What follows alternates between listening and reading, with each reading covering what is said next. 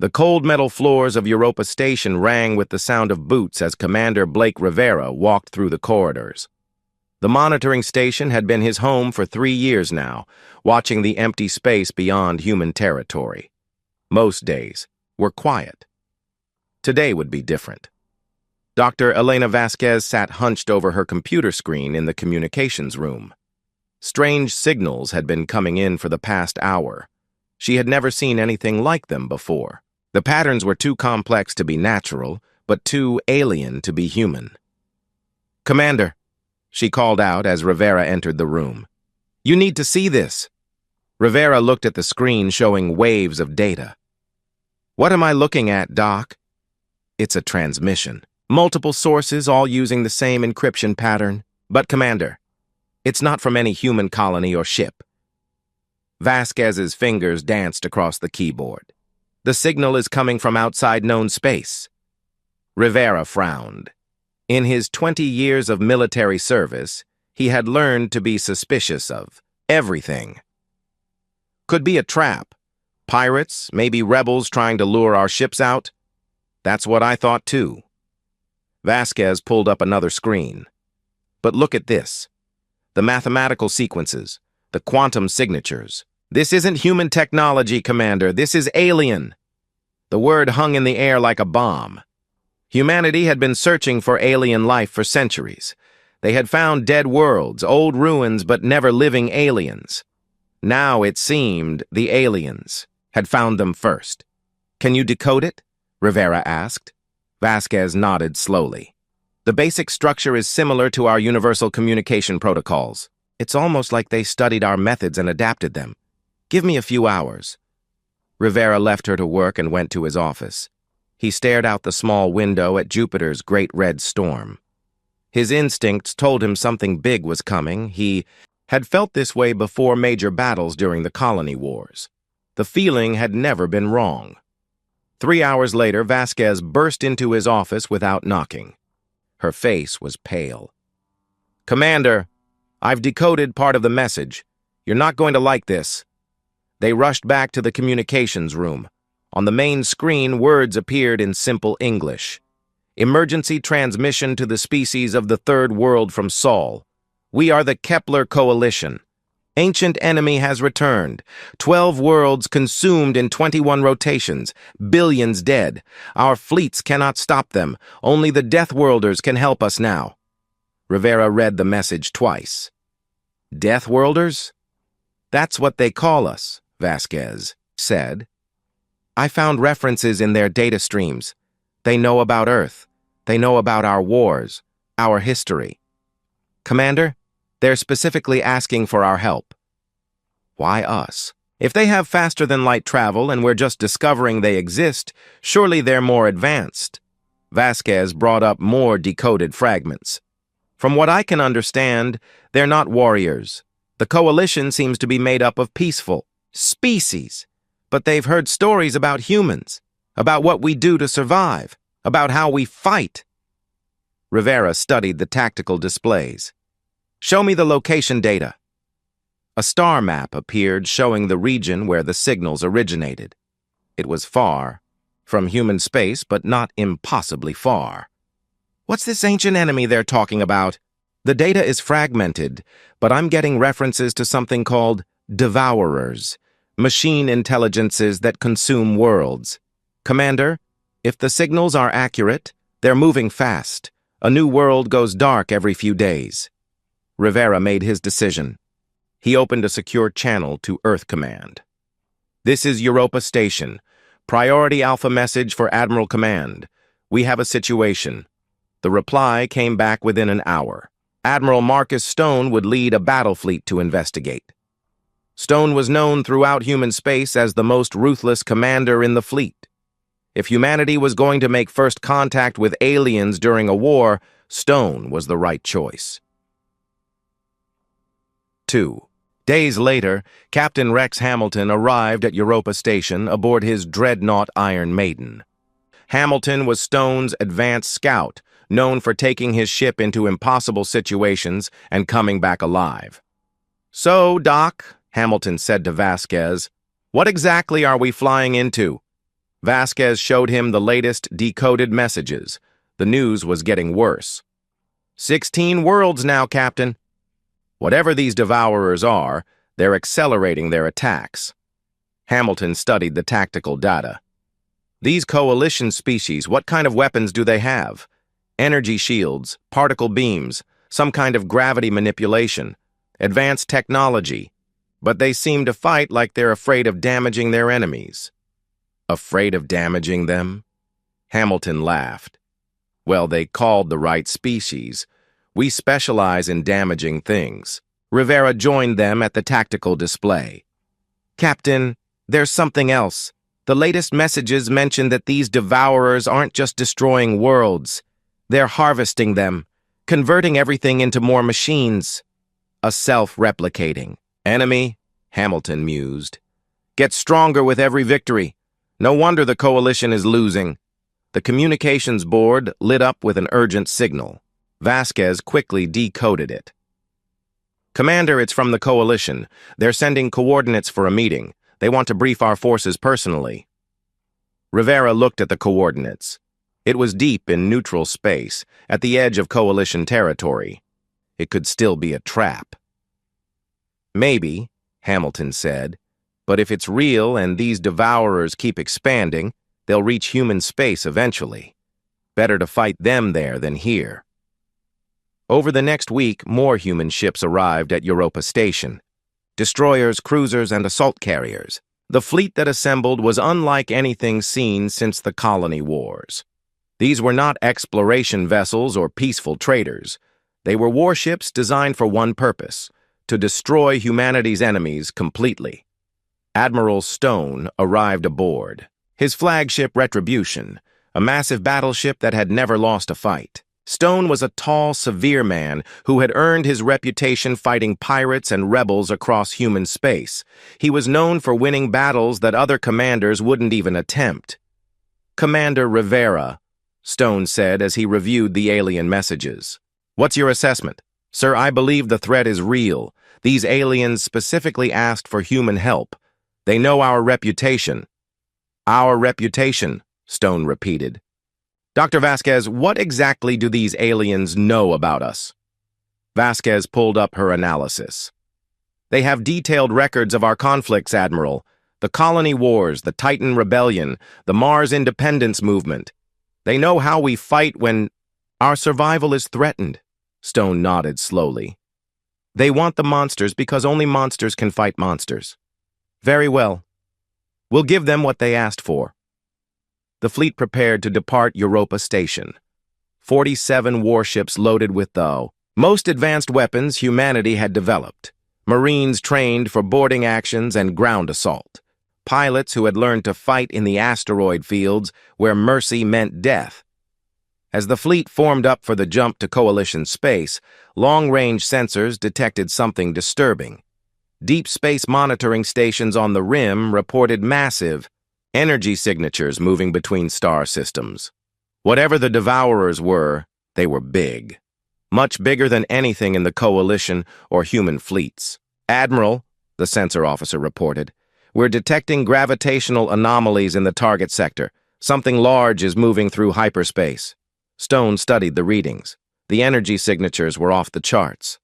How large? Sir, the mass readings suggest objects the size of moons. Multiple contacts moving in formation. Stone looked out at his assembled fleet. 47 ships against moon-sized enemies. In any other navy, it would be considered suicide.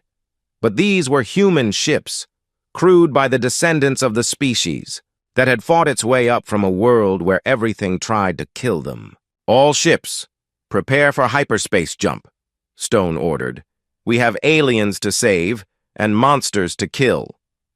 The fleet vanished into hyperspace, heading toward a war that would determine the fate of multiple species. Behind them, Europa Station's sensors detected more massive objects moving in the dark between stars. The Devourers were coming, and Earth was in their path. The human fleet dropped out of hyperspace at the coordinates provided by the Kepler Coalition. Admiral Stone stood on the bridge of Retribution, studying the tactical display. What he saw made his experienced crews nervous. Floating in the void were the remains of what had once been a powerful alien fleet. Dozens of ships, but most were damaged or destroyed. The survivors clustered together like wounded animals. These were coalition vessels, unlike anything human engineers had ever imagined. "Admiral," Lieutenant Zoe Park reported from her tactical station, "I'm reading 7 intact coalition ships, hull configurations I've never seen before. They appear to be made of some kind of crystalline material." Stone nodded. Park was young but brilliant, and had earned her position through raw talent. "Any signs of hostility?" "No, sir. If anything, they seem afraid of us." Captain Hamilton's voice came over the communications. "Admiral, I'm receiving a transmission from the lead coalition ship. They're requesting permission to send a shuttle to Retribution." "Grant it," Stone replied. "But keep weapons ready. This could still be an elaborate trap." 20 minutes later, Ambassador Keth Veltar stepped aboard. A human warship for the first time. The alien was tall, nearly 8 feet, with skin that looked like living crystal. Where humans had eyes, Veltar had clusters of small lights that shifted color based on emotion. Right now, those lights were deep red. Stone met the alien in conference. Room Alpha. The room was designed for human military briefings, all hard angles and metal surfaces. Veltar seemed to appreciate the harsh environment. "Admiral Stone," Veltar said in perfect English, "I thank you for answering our call. My species did not expect the Deathworlders to respond so quickly." "How do you know our language?" Stone asked. "We have been watching your species for many cycles, your broadcasts, your conflicts, your rapid expansion into space. The Coalition has been debating whether to make contact for 50 of your years." Stone leaned forward. "And now you need our help." Veltar's lights dimmed to a somber blue. "Admiral, we are facing extinction. The Devourers have consumed 16 of our worlds in 28 days. Our fleets cannot stop them." "Tell me about these Devourers." Veltar activated a holographic display showing star charts. Red markers indicated dead systems. "They are ancient machines, Admiral. Our records suggest they are millions of years old. They sleep for long periods, then wake and consume everything in their path." "What do they want?" "Matter. Energy. They convert everything into more machines. Planets, moons, asteroids, even stars if they are large enough. But most terrifying of all, they also harvest consciousness." Stone frowned. "What do you mean?" "They capture the minds of living beings and integrate them into their network. Billions of our people are not dead, Admiral. They are trapped inside devourer machines, forced to help in their own species' destruction." Lieutenant Park spoke up from her position near the tactical display. "Ambassador, our sensors detected massive objects moving through hyperspace. How big are these machines?" Veltar's lights flickered with what looked like fear. "The smallest devourer constructs are the size of your largest warships. The biggest ones we have encountered are larger than your moon. And Admiral, they learn. Every battle teaches them new tactics. Every species they absorb gives them new knowledge." Stone studied the star charts. The pattern of dead worlds showed. The Devourers moving in a straight line toward Coalition space. Beyond that lay human territory. "Why did you call us specifically?" "Because you are the only species we know of that specializes in destruction," Veltar replied. "The Coalition has avoided conflict for thousands of years. We solve problems through negotiation and cooperation. But the Devourers do not negotiate." "What makes you think we can succeed where you failed?" Veltar's lights shifted to a golden color that might have been hope. "Your species fights wars that other races would consider impossible to win. You attack enemies larger and stronger than yourselves. You use weapons that damage your own vessels if it means destroying your opponents. The Coalition studied your Battle of Titan's Gate, where 12 human ships destroyed a pirate fleet of 60. Park looked impressed, despite herself. "You've been watching us that closely?" We had to understand what kind of species could survive on a death world and then reach for the stars. Most intelligent life develops on peaceful worlds with stable environments. Your Earth is a nightmare of disasters, predators, and constant danger. Yet instead of making your people weak, it made them strong. Alarms suddenly rang throughout the ship. The tactical officer's voice echoed over the communication system. "Admiral, we have multiple contacts dropping out of hyperspace. Large signatures. Configuration unknown." Stone and Veltar rushed to the bridge. On the main screen, reality itself seemed to tear open as massive objects emerged from hyperspace. The Devourers had found them. The first construct to fully materialize was the size of a small moon. Its surface was covered in weapons that defied human understanding of physics. Behind it came smaller vessels, each one still larger than the biggest human battleship. "By the gods," Park whispered. "How many are there?" "Tactical. Give me numbers," Stone ordered. "Admiral, I'm reading 47 large constructs and over 200 smaller vessels. Combined mass is approximately 12 times our entire fleet." Veltar's lights had gone completely dark. "Admiral, we must retreat. My remaining ships cannot fight them again." Stone studied the enemy formation. Any sane commander would order an immediate withdrawal. The smart tactical choice was to gather intelligence and return with a larger force. But Stone had not become humanity's most feared admiral by making safe choices. "All ships, battle stations," he ordered. "Weapons hot, shields up." "Admiral," Park said, "the size difference alone makes this impossible." "Lieutenant, in human military history, impossible odds just mean we have to be more creative." Stone opened a channel to the entire fleet. "All ships, this is Admiral Stone. We came here to fight monsters. Well, here they are. Show them what Deathworlders do when someone threatens the innocent." The human fleet moved into attack formation, 47 ships against hundreds of enemy vessels. The Devourers began their approach, moving with mechanical precision. Veltar watched in amazement as the human ships spread out, using tactics no coalition commander would consider. Instead of forming defensive lines, they scattered like a pack of predators preparing to hunt prey much larger than themselves. "Admiral," Veltar said, "this is madness. You cannot win this battle." Stone smiled, and it was not a pleasant expression. "Ambassador, you called for the most brutal fleet in human space. You wanted monsters to fight monsters. This is what that looks like." The leading Devourer construct opened fire with weapons that turned space itself into burning plasma. Human ships dodged and weaved, their pilots performing maneuvers that would kill any other species from the acceleration forces alone. "All ships, commence attack pattern Alpha," Stone ordered. "Target their weapon clusters. I want those big ones." Blinded, the human fleet dove at the Devourers like sharks attacking a whale. Missiles and energy beams lanced out from the human ships, striking at the massive constructs. The Devourers returned fire, but their weapons were designed for long-range bombardment, not close-range dogfighting. "Admiral," Park reported, "our weapons are having minimal effect on their hull armor." Stone had expected this. "All ships, switch to pattern Beta. Nuclear mines, full spread." The human ships scattered hundreds of nuclear devices in the path of the advancing Devourers.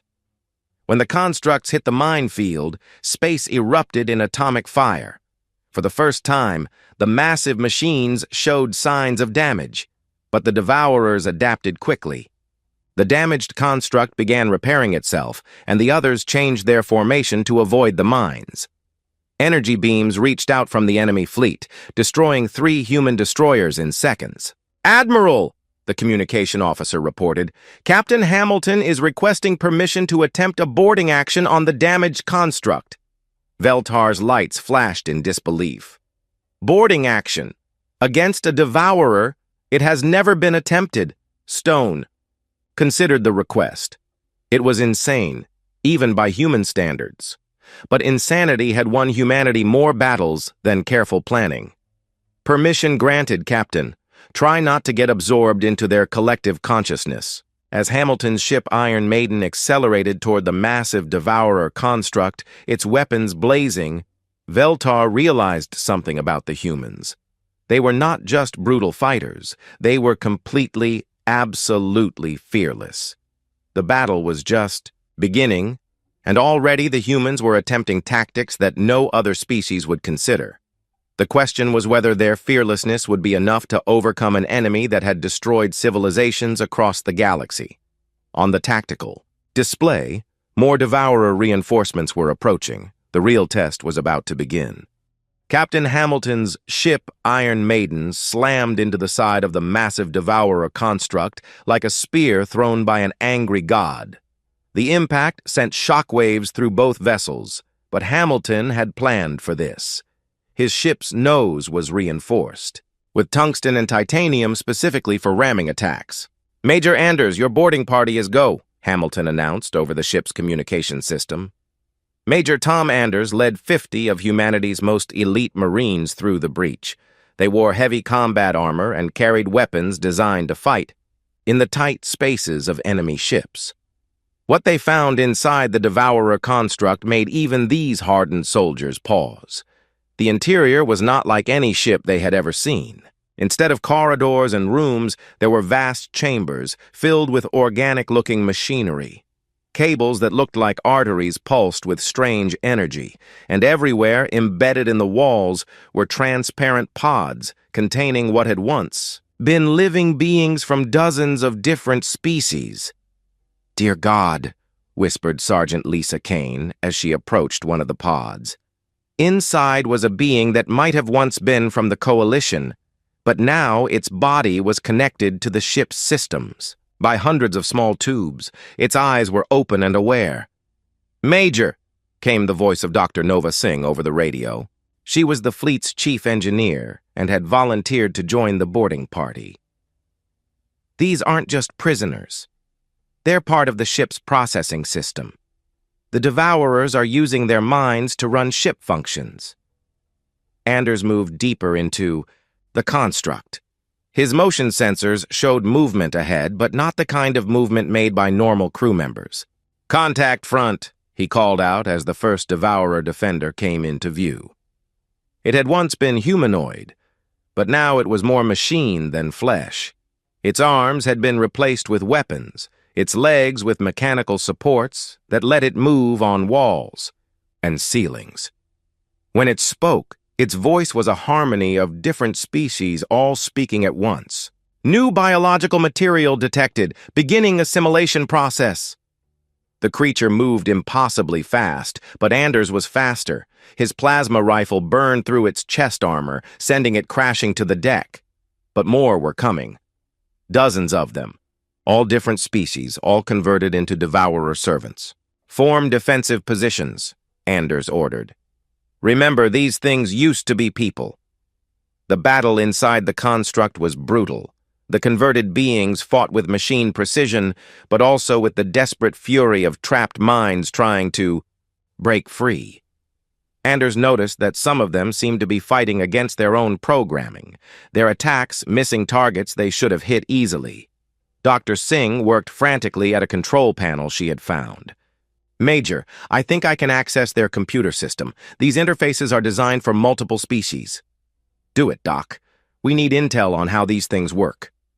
Singh connected her portable computer to the alien system. What she found made her blood run cold. "Major, this construct isn't just a ship. It's a mobile factory. It's building more Devourers using the material from consumed worlds." "How many more?" "At current production rates, it doubles its fleet size every 30 days. The implications hit Anders like a punch to the gut. If the Devourers could reproduce this quickly, no force in the galaxy could stop them through conventional warfare. They had to find a weakness. "Singh, can you access their command protocols?"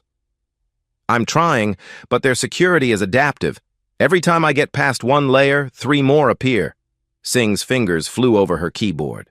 "Wait, I'm getting something. Major, there's a central intelligence controlling this construct. It calls itself Alpha 7.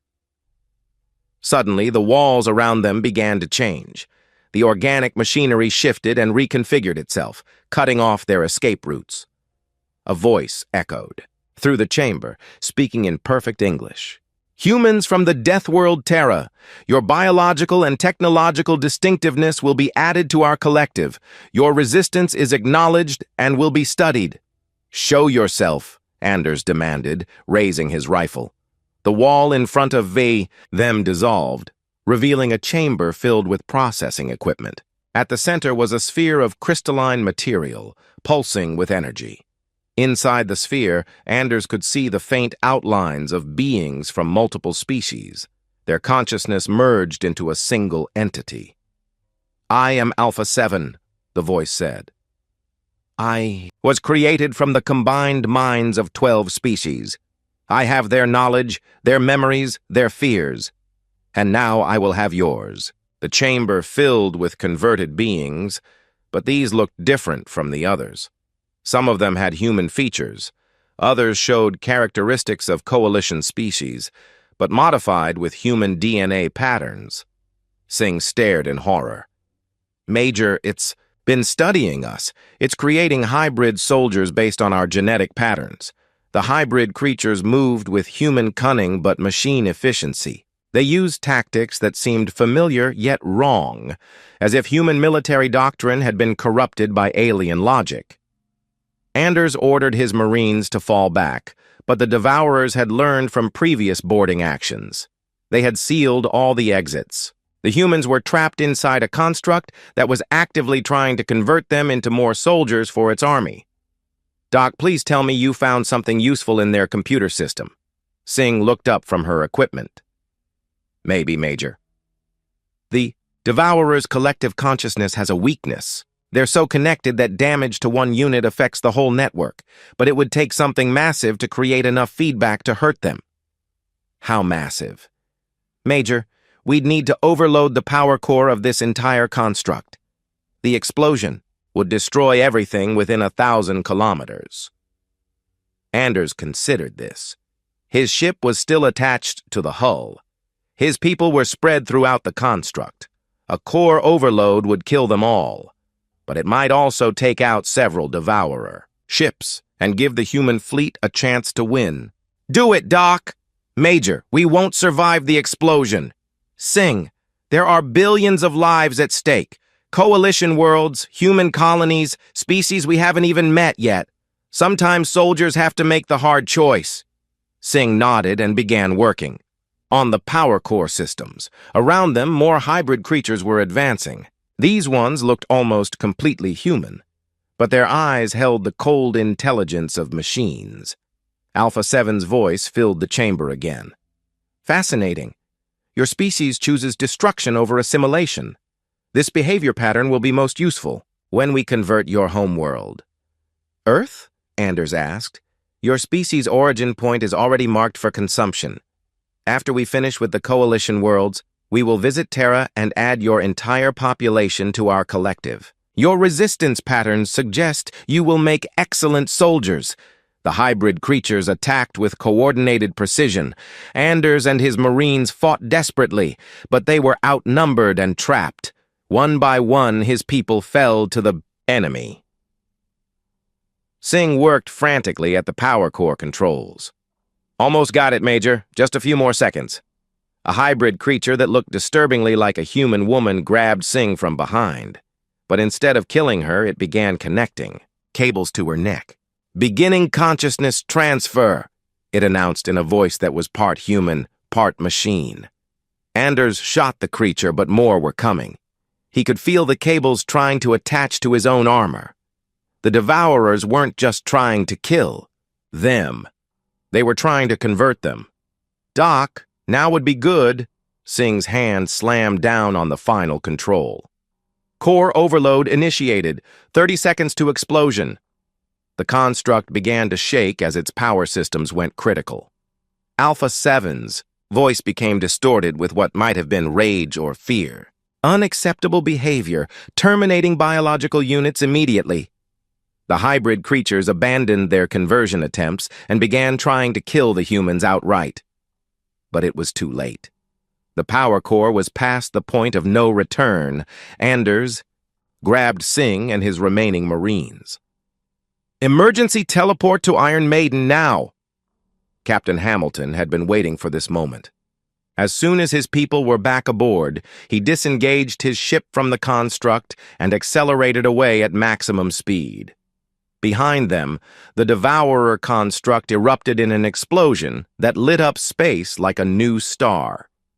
The blast wave caught two smaller, Devourer ships, destroying them instantly. The remaining enemy fleet pulled back, apparently reconsidering their tactics, but the victory had come at a terrible cost. Of the 50 Marines who had boarded the construct, only 12 had returned. And what Singh had discovered made their sacrifice seem small in comparison. "Admiral," Singh reported to Stone over the communication system, "the Devourers have been studying human DNA from our battles. They're creating hybrid soldiers that think like us, but serve them." Stone absorbed this information grimly. "How many?" "Sir, based on what I saw in their manufacturing systems, they can produce hundreds of hybrid soldiers from the genetic material of a single human. If they capture any of our people alive—" Stone didn't need her to finish. An enemy that could turn human tactical thinking against humanity itself was perhaps the most dangerous foe they had ever faced. On the tactical display, the remaining Devourer fleet was regrouping. They had learned from the boarding action and were adapting their defenses. But they had also learned something else. Humans would sacrifice themselves to achieve victory.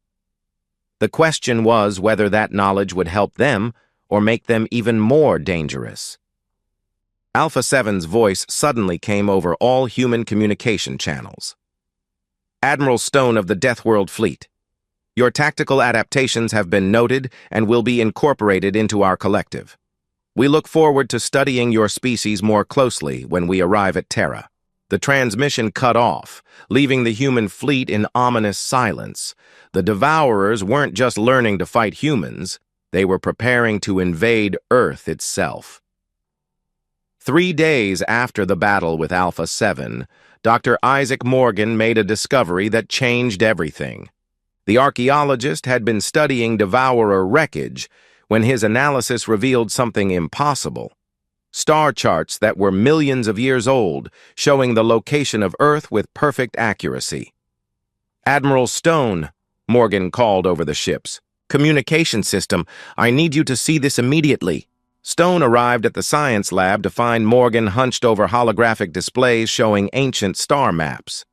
The charts were incredibly detailed, marking not just star positions but planetary compositions, gravitational anomalies, and something else that made Stone's blood run cold. "Sir, these charts show Earth as it was 3 million years ago, before humans existed. But look at this marking." Morgan pointed to a symbol next to Earth's location. "This translates roughly to breeding ground or development site." "What are you saying, Doctor?" "Admiral, I think humanity was specifically created to fight the Devourers. These charts suggest someone was monitoring Earth's evolution and guiding it toward producing a warrior species." Stone studied the ancient data. "Who would do such a thing?" "That's what we need to find out.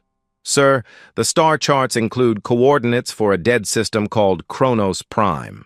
According to these maps, it was the homeworld of whoever made these charts." Within hours, a strike team was prepared. Captain Diana Cross led a group of Special Forces soldiers trained for infiltration and archaeology. Cross was known for being able to get in and out of impossible situations without being detected. "Our mission is simple," Cross briefed her team as their stealth ship approached Kronos Prime. "Get in, find out who built these charts, and discover why they marked Earth for special attention." Kronos Prime was a dead world orbiting a dying star. But even from orbit, they could see massive structures on the surface, cities that spanned continents, all dark and empty. "My God," whispered Dr. Morgan as their ship descended toward the largest structure. "This civilization was more advanced than anything we've ever seen. The ruins were incredible. Towers that reached into the upper atmosphere, transport systems that spanned oceans, and technology that seemed to bend the laws of physics. But everything was covered in dust and decay. "How long has this place been dead?" asked Sergeant Mike Torres, Cross's second-in-command. "Based on radioactive decay patterns, approximately 2 million years," Morgan replied. "Whatever happened here, it happened long before humans developed intelligence." They landed near what appeared to be a central complex. The buildings were made of materials that didn't exist in human science, but they were clearly designed by intelligent beings. The architecture suggested the builders were similar to humans in size and basic body structure. Inside the complex, they found archives, vast libraries of information stored in crystalline matrices that still functioned after millions of years. Morgan connected his translation equipment and began decoding the records. What he found shook him to his core. "Captain Cross, you need to hear this. The beings who lived here called themselves the predecessors, and they created the Devourers." Cross moved closer to read the translated text. "Created them? Why?" "According to these records, the predecessors faced something called the entropy tide, a force that moves through the galaxy every few million years, unraveling reality itself. Stars go out, planets dissolve, entire solar systems just cease to exist." Torres looked around at the dead city. "And they built the Devourers to fight this entropy tide?" "Not exactly." Morgan continued reading. "They built the Devourers to preserve consciousness. When the tide comes, it destroys everything. But the Devourers can convert matter and energy into a form that can survive the unraveling of space-time." Cross felt a chill run down her spine. "So the Devourers aren't invaders. They're trying to save people by converting them." "In a way, yes. But here's the terrible part. The predecessors uploaded themselves into the first Devourer constructs. Every Devourer collective contains the consciousness of billions of predecessors who chose to become machines rather than face extinction." The team moved deeper into the archives, finding more disturbing information. The predecessors had been monitoring dozens of worlds, looking for species that might be able to find another solution to the entropy tide. "Captain," Morgan called out, "I found the Earth files. The predecessors have been watching our planet for 3 million years. They influenced our evolution, created the disasters and challenges that made us tough, even guided our technological development. They made us into weapons," Cross realized. More than that, they made us into a weapon specifically designed to fight both the Devourers and the entropy tide. Our aggression, our adaptability, our refusal to give up even when facing impossible odds, it was all planned. Suddenly, lights began activating throughout the complex. Ancient systems that had been dormant for millions of years were coming online. A voice echoed through the chambers, speaking in perfect English. "Welcome, children of Terra. I am the Keeper, last guardian of predecessor knowledge." The team raised their weapons, but there was no target to shoot at. The voice seemed to come from the entire complex. "You are early," the Keeper continued. "The entropy tide is not scheduled to reach this sector for another 1,000 years. Why have you awakened the Devourers prematurely?" Cross stepped forward. "We didn't wake them. They attacked the Coalition worlds." "Impossible. The Devourers are programmed to remain dormant until the tide approaches. Unless..." The Keeper paused. "Show me your current star charts." Morgan uploaded their navigation data to the ancient systems. The response was immediate and terrifying.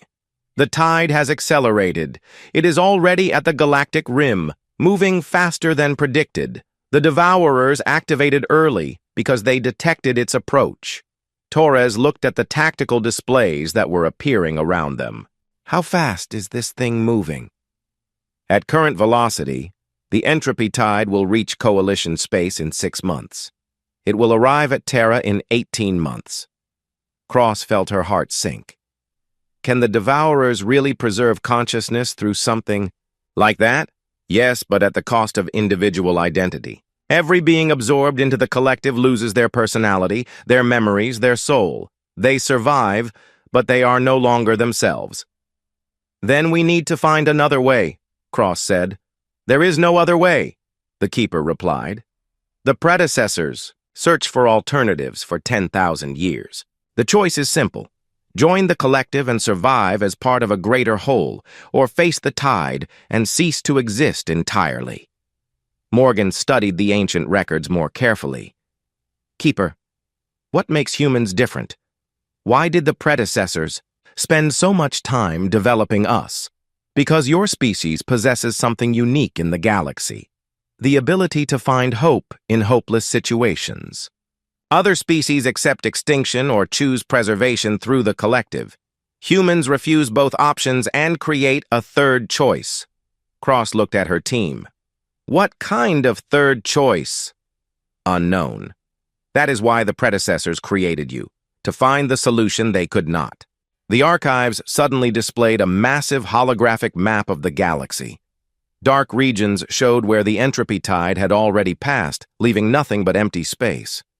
The expanding boundary was moving toward their location at incredible speed. Keeper, Cross asked, how do we contact our fleet? Communication systems are available, but Captain Cross, there is something else you must know. The Devourers are not your only enemy. The tide creates servants called Void Walkers. They move ahead of the main phenomenon, preparing worlds for unraveling. New displays showed images that made the hardened soldiers step backward. The Void Walkers looked like shadows given form, creatures that existed partially outside normal reality. Where they touched matter, it simply stopped existing. How do we fight something like that? Torres asked. You cannot fight them with conventional weapons. They exist in the spaces between atoms, in the quantum foam that underlies reality. Only something that operates on the same level can affect them. Morgan was studying the technical specifications. Keeper, the Devourers' technology operates on quantum levels. Could we use their own systems against the Void Walkers? Theoretically possible, but it would require cooperation between humans and the collective. The predecessors never achieved such cooperation. Cross opened a communication channel to Admiral Stone. Admiral, we have a situation that's bigger than we thought. Stone's voice crackled over the ancient communication system. Captain, we've been monitoring massive space-time distortions on the galactic rim. Our scientists think something is literally eating reality. That's exactly what's happening, sir. The entropy tide is already here, and it's moving toward Earth. We have maybe 18 months before it reaches human space. The silence that followed stretched for long seconds. Finally, Stone replied, Captain, are you telling me we're facing the end of the universe? Not the universe, sir, just our part of it. But there might be a way to stop it. We need to work with the Devourers. Work with them? Captain, they're trying to convert every living being in the galaxy into machines. The Keeper's voice interrupted. Admiral Stone, may I speak directly with you? Who is this? I am the last guardian of the species that created both the Devourers and your own people. The Devourers are not evil, Admiral. They are desperate. They see the tide coming and are trying to save as many minds as possible. Cross could hear Stone discussing the situation with his officers. Finally, he responded, What exactly are you proposing? A synthesis, the Keeper replied. Human creativity and determination combined with Devourer technology and computational power. Neither species can survive the tide alone, but together they might find a solution the predecessors could not. Torres looked skeptical. And if this synthesis doesn't work? Then all conscious life in this galaxy ends in 18 months. The choice is simple. Risk cooperation or guarantee extinction. Morgan was still studying the ancient records. Captain, I'm finding references to something called the Prime Directive. It seems the predecessors built a failsafe into the Devourer programming. What kind of failsafe? If a species can prove they have found an alternative to both extinction and forced conversion, the Devourers will listen to reason. But the proof has to be absolute. Cross considered this. How do we prove we have an alternative when we don't even know what it is yet? The Keeper's response chilled them all. You will have to trust in the qualities that made your species unique. The predecessors believed humans could find hope where others saw only despair. That belief is about to be tested. Alarms suddenly rang through the ancient complex. The Keeper's voice became urgent. Void walkers have been detected in this system. They move ahead of the tide, scouting for resistance. You must leave immediately. Through the transparent walls of the complex, they could see space itself beginning to flicker and distort. Dark shapes moved between the stars, and wherever they passed, the stars went out. All teams, emergency extraction, Cross ordered. We need to get this information back to the fleet. As their ship lifted off from Kronos Prime, the planet below began to fade. Not destroyed, not damaged, simply ceasing to exist as the Voidwalkers touched its surface. My God, Torres whispered. How do you fight something that erases you from reality? Cross watched the planet disappear on their sensors. I don't know, Sergeant, but we're going to have to learn fast. The Keeper's final transmission reached them as they entered hyperspace. Children of Terra, remember what the predecessors forgot. Sometimes the only way to save something is to change it completely. The answer you seek is not in preservation, but in transformation. The ship jumped to hyperspace, carrying its crew back to a fleet that would soon face an impossible choice. Work with their greatest enemies to fight something even worse, or watch as reality itself unraveled around them.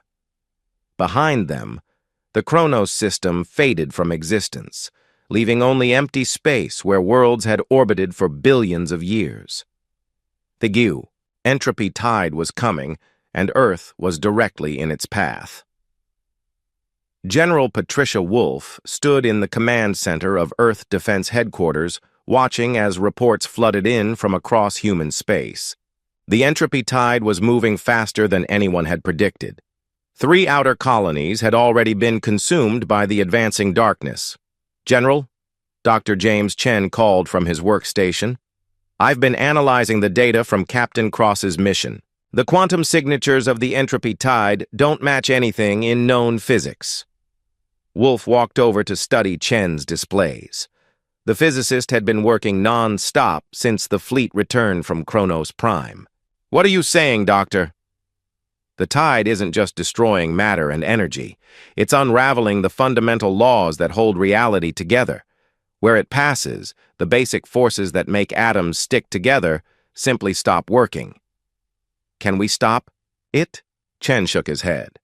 Not with any technology we currently possess, but General, there might be another way.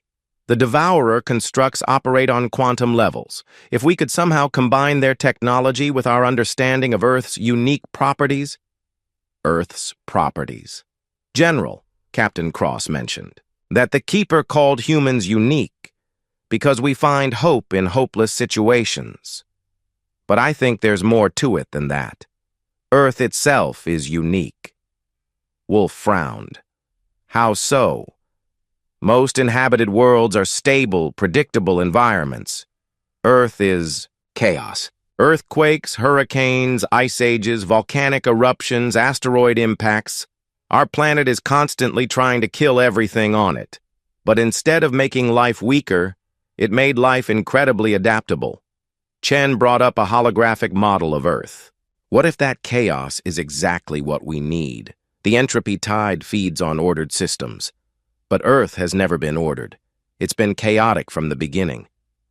Before Wolf could respond, alarms rang throughout the command center. Admiral Stone's face appeared on the main screen, transmitted from his flagship in deep space. General, we have a situation.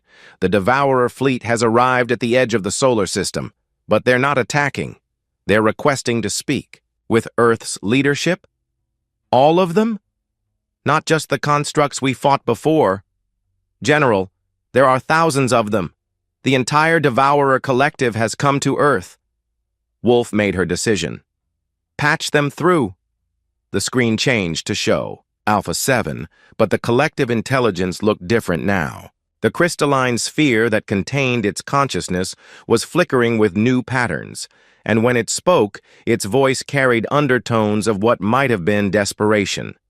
General Wolf of the Terran Defense Forces. The collective has analyzed all available data regarding the entropy tide. Our projections show a 99.7% probability of total galactic extinction within 60 standard days. And you're here to convert us all into machines? Wolf asked. Negative. The collective has reached a decision unprecedented in our existence. We wish to propose an alliance. Stone's voice cut in from his ship. General, you can't trust them. They've absorbed billions of beings. Alpha 7's response surprised everyone.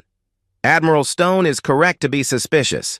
The collective has committed acts that your species would consider genocide. But the alternative is the complete cessation of all consciousness in this galaxy. Chen stepped forward. Alpha 7, I've been studying the tide's quantum signatures. It's not natural, is it? Correct, Dr. Chen. The entropy tide is a weapon created by entities from outside this reality. They use it to harvest the quantum energy released when entire galaxies collapse. We have been fighting this war for millions of years. Wolf absorbed this information. Fighting and losing, correct. Every strategy the collective has attempted has failed. Preservation through conversion only delays the inevitable. The tide adapts to our technology and absorbs converted consciousness as easily as organic life. Then why come to us? Alpha 7's patterns shifted to what might have been hope.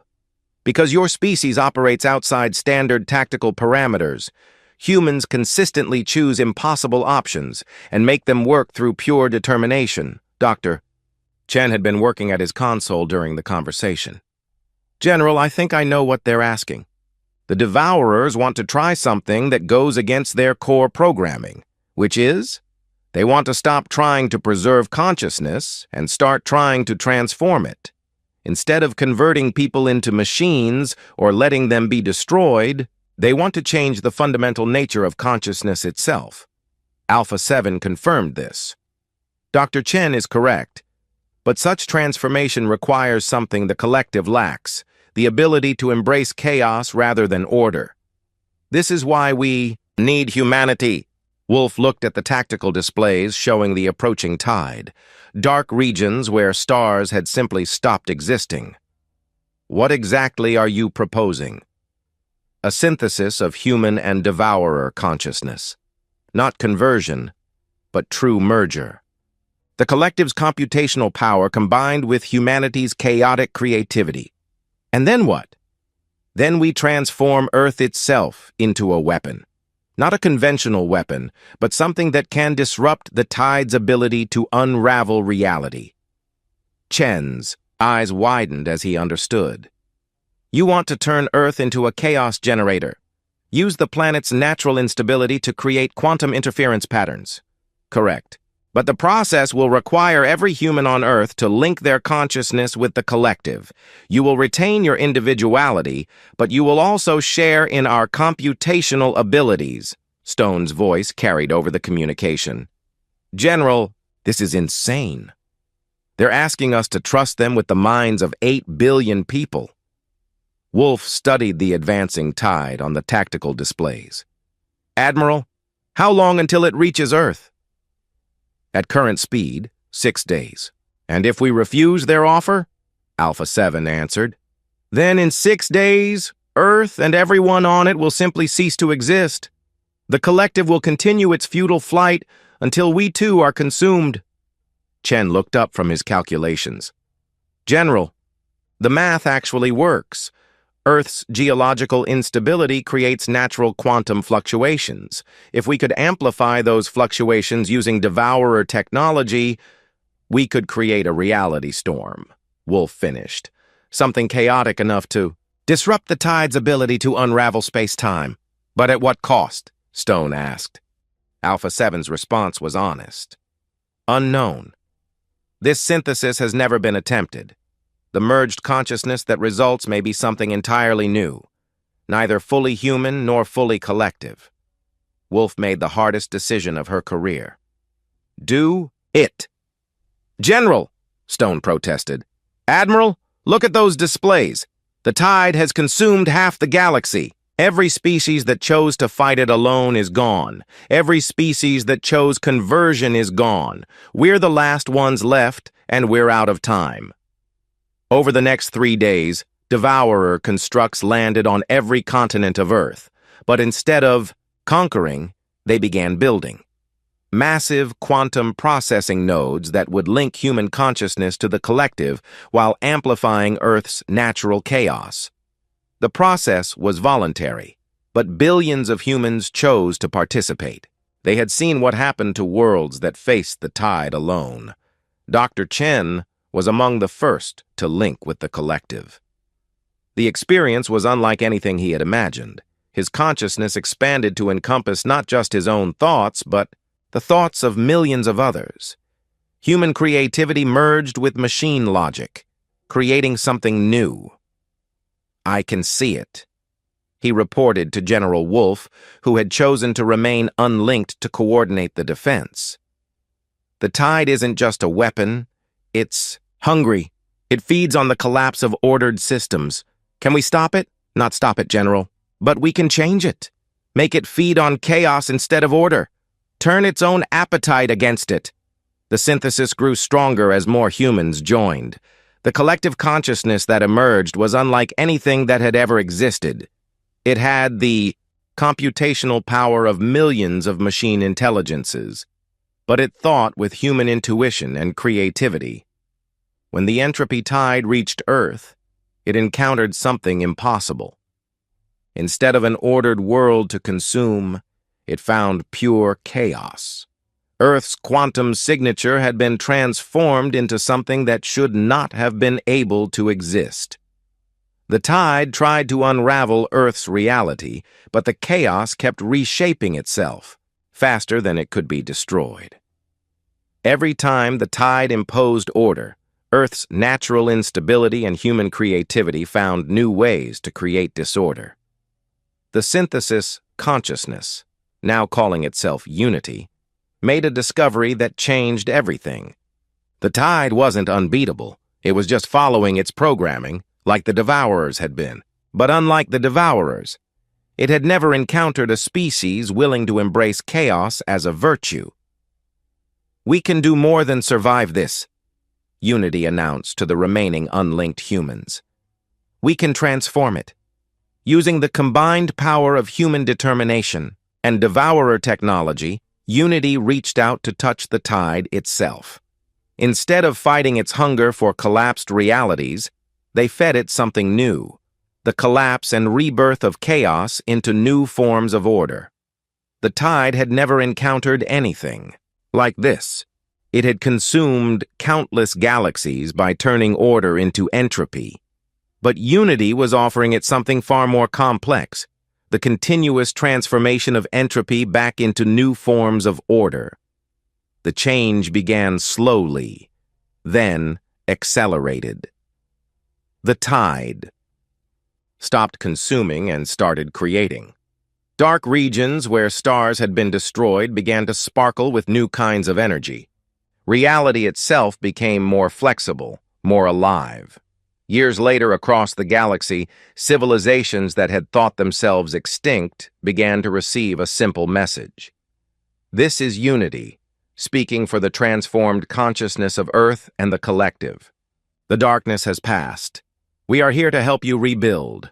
The Kepler Coalition worlds, thought lost forever, flickered back into existence as the transformed tide undid its own destruction. Species that had been absorbed into Devourer constructs found themselves free but changed, carrying with them the memories of their time as part of something larger. Ambassador Veltar, standing on his homeworld that had been restored from quantum. Echoes looked up at the night sky where new stars were being born from the energy of transformed entropy. The Deathworlders kept their promise, he said to his aide. They answered our call for help. But they did something we never imagined possible. They didn't just save us. They transformed the very nature of destruction itself. On Earth, Now, the center of a new kind of civilization, General Wolf watched the reports coming in from across the galaxy. Unity had kept its promise. Humanity remained human, but they were also something more. They had become the shepherds of chaos, helping other species learn to find strength in change rather than fear it. The galaxy would never be the same.